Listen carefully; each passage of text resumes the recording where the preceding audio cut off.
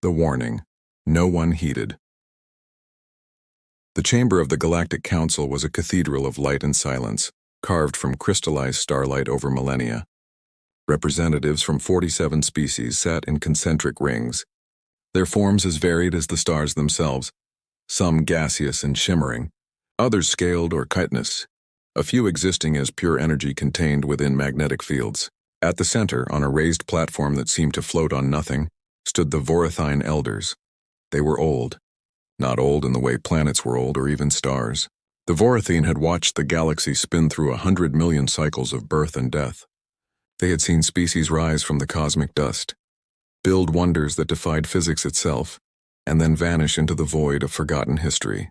Their bodies were translucent, barely corporeal, as if time had worn them thin like ancient parchment. When they spoke, it was not with voices but with something deeper, a resonance that made the very air remember what words meant. "We have found another," the eldest Vorathine said, and the council fell silent. "A young species, dangerous beyond measure." Ambassador Krell of the Dravine Empire shifted his massive form, scales rasping against his ceremonial armor. The Dravine were conquerors by nature, their civilization built on military precision and the subjugation of lesser worlds. They had held dominion over 12 systems for 3,000 years, and they did not frighten easily. "Another warning, Vorathine." Krell's voice carried the edge of barely concealed contempt. "You have cried doom for every species we have encountered in the past millennium. Yet here we stand, prosperous and strong." The elder did not react to the insult. Instead, a holographic image materialized in the center of the chamber. A small blue world, unremarkable save for the white swirls of clouds and the deep green brown of its landmasses. Earth. "They call themselves humans," the Vorathine continued. "We have classified them as a rage species." A ripple of movement passed through the council. Some species leaned forward with interest. Others dismissed the term with gestures of their various appendages.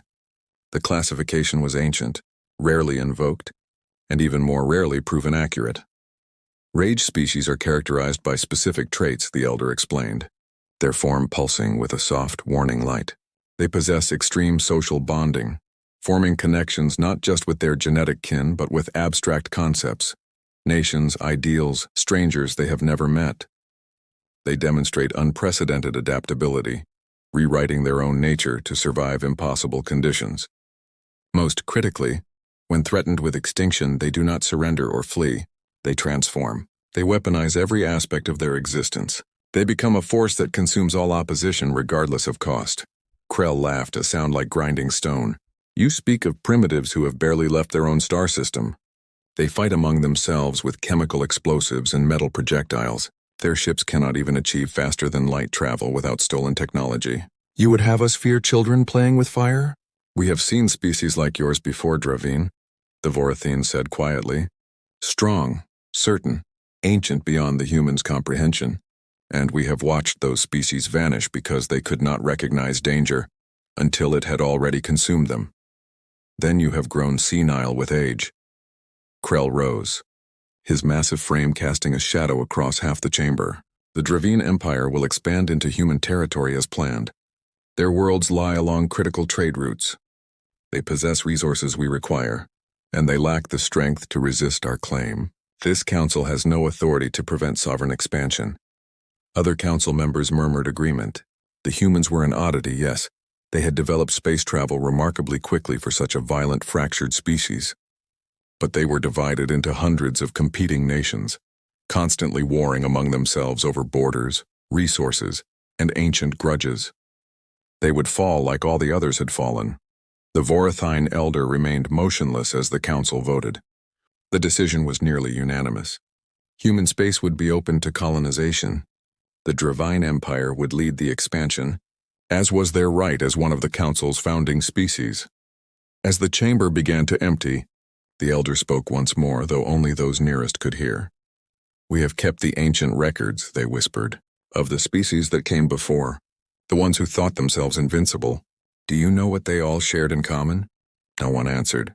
They all believed that rage was a weakness, that emotion made a species vulnerable, predictable, easy to control.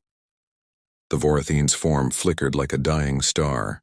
They could not comprehend that rage, When combined with intelligence and unity becomes something else entirely. It becomes purpose. It becomes will made manifest. It becomes an engine that runs on grief and fury and love, and it does not stop until it has reshaped reality itself. The warning went unheeded. 3 months later, the Dravine First Fleet arrived at the human colony of New Santiago, a terraformed world on the edge of human space. The colony housed 30,000 souls, farmers, engineers, families who had traveled across the stars seeking a new beginning. The Dravine gave them 1 hour to surrender. When the humans requested time to evacuate civilians, their transmission was answered with orbital bombardment. It took 6 hours for New Santiago to die. The colony's distress signal reached Earth 14 hours after that, and in those terrible hours, as humanity learned what had been done to their people, the Vorathene elders watched from across the galaxy and mourned, not for the humans who had died, though that loss was tragic beyond measure. They mourned for the Dravine Empire and for the galaxy itself, because they knew what was coming. Humanity had just learned that the universe was not empty. It was full of ancient powers, vast civilizations, and species that viewed them as nothing more than resources to be exploited. And now, for the first time in their violent, passionate history, every human on every world had a single unified purpose.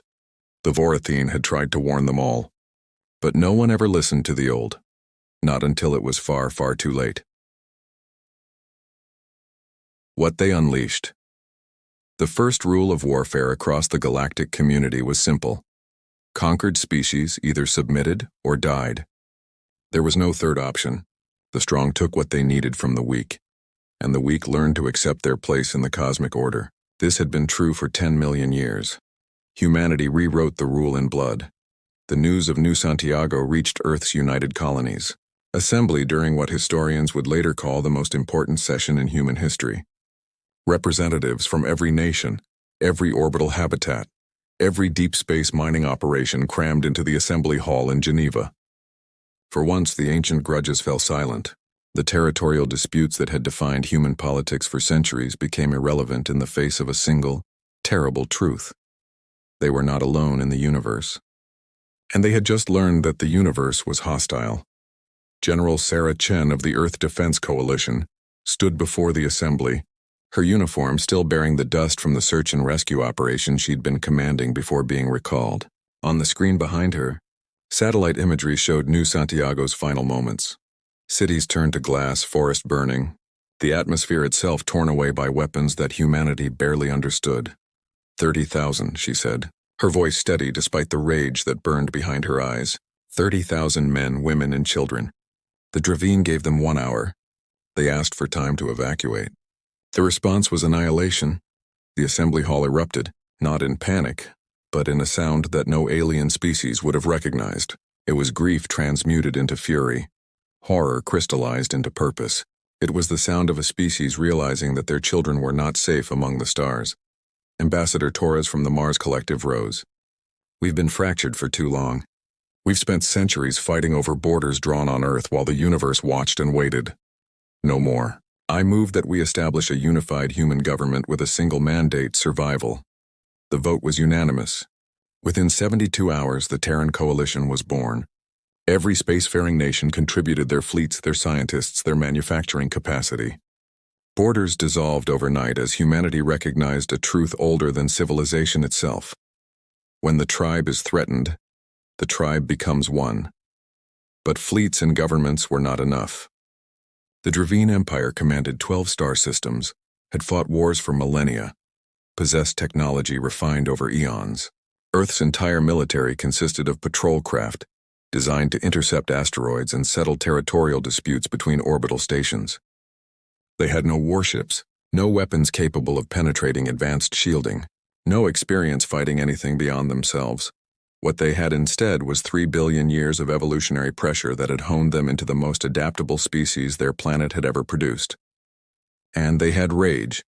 Dr. Kenji Yamamoto, director of the Global Research Initiative, addressed the coalition's military command 3 days after New Santiago fell. He was a theoretical physicist who had spent his career studying exotic matter and the theoretical limits of human engineering. Now he had a new purpose. "The Dravine think they know what we are," he said, pulling up schematics that made several generals pale. "They've fought biological species before. They understand conventional warfare, energy weapons, kinetic bombardment. They've seen it all before." His smile was cold. "So we won't give them anything they've seen before." Within a week, every major research institution on Earth had shifted focus. Particle accelerators that had been mapping the fundamental forces of the universe were retooled to design weapons. Biotech labs that had been curing diseases began engineering soldiers who could survive vacuum exposure. Nanotech facilities started producing swarms that could dismantle enemy ships molecule by molecule. The mining colonies in the asteroid belt, which had been fighting with Earth over independence for decades, volunteered their entire infrastructure. Thousands of mining rigs were converted into mobile foundries, churning out hulls for ships designed by engineers who had never seen combat, but understood one thing perfectly: how to turn mass into velocity, and velocity into devastation. Earth's industrialists, who had spent careers maximizing profit margins, discovered something that shocked even them. When the species faced extinction, money became meaningless. The factories ran at maximum capacity 24 hours a day. Workers volunteered for triple shifts. Entire corporations donated their resources not for profit, but because 30,000 humans had died screaming into the void. The first human defense fleet launched 6 weeks after New Santiago. It consisted of 73 ships, crewed, barely tested, held together by engineering principles that made alien observers laugh when they saw the sensor readings. The ships had no shields, minimal life support, and weapons that were laughably primitive by galactic standards. What they had was mass, and velocity, and crews who understood that they were not expected to survive. The Dravine's second fleet was patrolling the border of newly conquered territory when they detected the human ships approaching. Admiral Vex, a career military officer with 400 years of experience, read the tactical display with something approaching pity. "They send their children to die," he said to his officers. "Prepare to destroy them quickly. Let it be merciful." The humans did not request surrender. They did not hail. They did not follow any protocol known to galactic warfare. They simply accelerated. The lead ships, little more than hollowed asteroids with engines attached, reached 0.98 light speed before the Dravine could react. When they struck the Empire's battle cruisers, the resulting impact released energy equivalent to multiple nuclear detonations. Shields designed to deflect energy weapons shattered like glass. Armor that could withstand plasma fire vaporized. The Dravine's second fleet, which had conquered 14 worlds, was destroyed in 47 seconds, but the humans didn't stop. The surviving ships decelerated, turned, and began broadcasting a message on every frequency. "This is Captain Maria Rodriguez of the Terran Coalition. You killed 30,000 of our people. You wanted a war. You have one. And we will teach you what humanity does to those who threaten our children." The message reached the Dravine homeworld 3 days later. The Imperial Council convened an emergency session, their confidence shaken for the first time in millennia. "They are primitives," Minister Thax insisted. "This was luck, desperation they cannot sustain." "They transformed their entire civilization in 6 weeks," another minister interrupted. "Their manufacturing capacity has increased by 700%. Their scientists are developing weapons we don't have classifications for. And their casualties," the minister's voice faltered. "They don't seem to care about casualties." What the Dravine didn't understand, what no species in the galactic community could comprehend, was that humanity had spent their entire history preparing for exactly this moment. Every war they'd fought against themselves, every desperate innovation born from necessity, every lesson learned in blood, it had all been training. They had learned to fight with rocks and sticks, then bronze and iron, gunpowder and steel, nuclear fire and guided missiles. They had written symphonies about war, painted masterpieces depicting battle, told stories about heroes who refused to surrender even when surrender was logical. For them, war wasn't an aberration. It was a language they spoke fluently. And now, for the first time in their history, they were united. The Vorathene elders watched from their ancient observatory as humanity's fleets multiplied across the cosmos. Ships poured from Earth's foundries like a metal tide. Each loss was replaced by 10 more. Each fallen colony became a rallying cry that brought forth 100,000 new volunteers. "They have awakened," one elder whispered. Yes, another replied, and the galaxy will learn what we tried to tell them. You do not threaten a rage species. You do not kill their young. You do not back them into a corner. Because then they stop being victims, the first elder finished, and they become the thing nightmares are made of. The Dravine Empire, which had stood for 3,000 years, had less than 2 years remaining. They just didn't know it yet. The galaxy remembers the siege of Dravos Prime lasted 48 hours, but its echoes would reverberate through galactic history for 1,000 generations. The Dravine homeworld was a fortress. Its orbital defenses consisted of 300 battle platforms, each capable of destroying a fleet. Its surface bristled with shield generators powered by the planet's own core. The Imperial Palace sat at the heart of the capital city. Protected by technology that had taken millennia to perfect, it had never fallen. Never even been threatened until humanity arrived. The human fleet that emerged from faster-than-light transit over Dravos Prime numbered in the thousands. Not all of them were warships in any conventional sense, mining vessels bristling with improvised weapons, colony transports converted into carrier craft, science ships repurposed as electronic warfare platforms.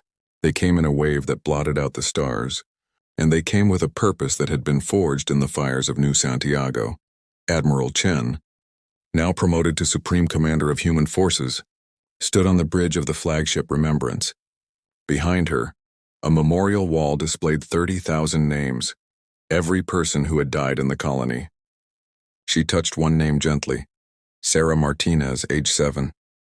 All ships, Chen said into the fleet-wide channel. This is for them, for every child who didn't get to grow up, for every parent who died protecting their family, for every human who looked up at the stars and dreamed of peace. She paused. Show them what they created when they killed our children. The Dravine opened fire first, as was their right as defenders. Lance beams that could slice through moons carved through human ships like they were made of paper. Thousands died in the first salvo. But for every ship destroyed, 3 more pressed forward. The humans had learned something the Dravine had never imagined, that sometimes the most effective weapon was the willingness to die for a purpose greater than yourself. The first wave was just mass and velocity. Ships loaded with every explosive humans could manufacture, piloted by volunteers who knew they wouldn't return. They struck the orbital platforms with enough force to crack continents. The platform's shields held against the first impact. And the second. But the 20th? The 50th? One by one, the ancient defenses shattered. The second wave came harder. These were the ships with the new weapons, technology born from desperation and genius in equal measure. Swarms of nanobots that dismantled armor at the molecular level. Quantum disruptors that made energy shields forget how to exist. Biological agents designed not to kill, but to shut down the organic neural networks the Dravine used in their computers. The third wave was the one that broke them. Human marines in armor that made them look like demons from ancient myth breached the Imperial Palace. They fought room by room, corridor by corridor, paying for every meter in blood and fire. The Dravine defenders were shocked to discover that these humans refused to break. Hit them and they kept coming. Wound them and they fought harder. Kill them. And their comrades would use their bodies as cover to advance. When the Imperial Council was captured, Emperor Vex himself stood before Chen in chains. He was ancient by human standards, had commanded fleets for 4 centuries, had never known defeat. You are barbarians, he said, savages who don't understand the rules of civilized warfare. You sacrifice your own people without hesitation. You fight with rage instead of strategy. Chen cut him off. You killed children. You wiped out a colony of peaceful farmers and miners who just wanted to build a new life. And you did it because you thought we were weak. She leaned closer. We're not weak. We're just used to fighting ourselves. We forgot what we could do when we pointed all that rage in the same direction. The galaxy will unite against you. Vex spat. The council is already negotiating terms, Chen interrupted. Because they watched what we did to you. They saw a primitive species that didn't even have FTL capability 2 years ago break an empire that lasted 3,000 years. And they're terrified. Not of what we are, of what we'll become if they give us a reason. She turned to leave, then paused. There's a human saying, don't start fights you can't finish. You started this. We're going to finish it. And when we're done, Every species in this galaxy will remember, you don't threaten humanity's children. Across the galaxy, in the Chamber of Elders, the Vorathine watched the fall of Dravos Prime with ancient eyes that had seen too much. They won, one whispered. Yes, another replied.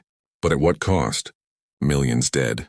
Their innocence gone. They've transformed from explorers into warriors. They had no choice, a third elder said. The Dravine gave them no path to peace. And so they taught the galaxy a lesson in blood. What lesson? The first asked. That there are worse things in the universe than war. There is extinction, and humanity will burn down the stars themselves before they accept extinction. The treaty that ended the human-Dravine war was signed aboard a neutral space station. Every major species sent representatives. The terms were harsh. The Dravine Empire would be dissolved, their territory open to supervised governance by the Galactic Council. Reparations would be paid, and most importantly, humanity would be granted full membership in the Council with a permanent seat. But there was an unofficial clause that every species understood. Never threaten humanity again. In the years that followed, something remarkable happened. Humanity didn't continue their conquest. Their fleets patrolled their borders, but they sent no invasion forces. Instead, they sent engineers to help rebuild worlds damaged in the war. They sent medical teams to treat wounded soldiers on both sides. They sent teachers and scientists and artists. They proved what the Vorathine had suspected all along, that rage species weren't defined by their capacity for violence, but by the depth of their passion. The same fury that had driven them to break an empire could be transformed into something else when the immediate threat passed. Compassion, innovation, creativity. A human poet, writing 50 years after the war, captured it best. We are not warriors by nature. We are dreamers who learned to fight because the universe gave us no choice. We don't want to conquer the stars. We want to walk among them. But if you threaten our children, if you try to snuff out our light, you will learn that the same hands that build gardens can wield swords, and we will not stop until the threat is gone, or we are. The Vorathine elders, older now than ever, watched humanity spread across the galaxy. They saw human colonies establishing diplomatic relations with former enemies. They saw human scientists collaborating with alien researchers. They saw human children growing up on 1,000 different worlds, looking up at different stars, dreaming different dreams. We were right to warn them, one elder said. Yes, another agreed. But they were also right to ignore us. How so? Because if the Council had heeded our warning, they would have tried to eliminate humanity before they became a threat. And that, the elders' form pulsed with something that might have been amusement. That would have been the end of the galaxy as we know it. Instead they learned the hard way. And in learning, they gave humanity the proof they needed that they could survive anything. Now the galaxy has a species that refuses to give up, refuses to bow, and refuses to let the universe tell them what they can become. The elder looked out at the stars. The Dravine wanted to conquer primitives. What they created instead was something far more dangerous. What's that? Hope. The belief that a species can change its fate through will and courage and unity. Other young species will see what humanity accomplished. They'll remember that the weak can become strong, that the oppressed can break their chains, that the cosmos doesn't belong to the ancient powers. It belongs to whoever is brave enough to claim it. In the ruins of New Santiago, a memorial stood where the colony had once thrived. 30,000 names carved in stone that would stand for 10,000 years. And at the top, an inscription in every known language. Here died 30,000 dreamers. Here was born a united humanity. Here the galaxy learned we will remember, we will endure, and we will make sure this never happens again to any species anywhere, ever. Visitors from across the stars came to pay their respects. They stood in silence before the names, and if they were wise, they remembered the lesson that cost so much to teach. Never corner a rage species, never threaten their young, and never ever underestimate what love and fury can accomplish when they burn with a single purpose. The Vorathine had tried to warn them. But some lessons can only be learned in fire and blood and the spaces between the stars where species are born, die, and sometimes, very rarely, become legends. Humanity had become a legend. And the galaxy would never forget.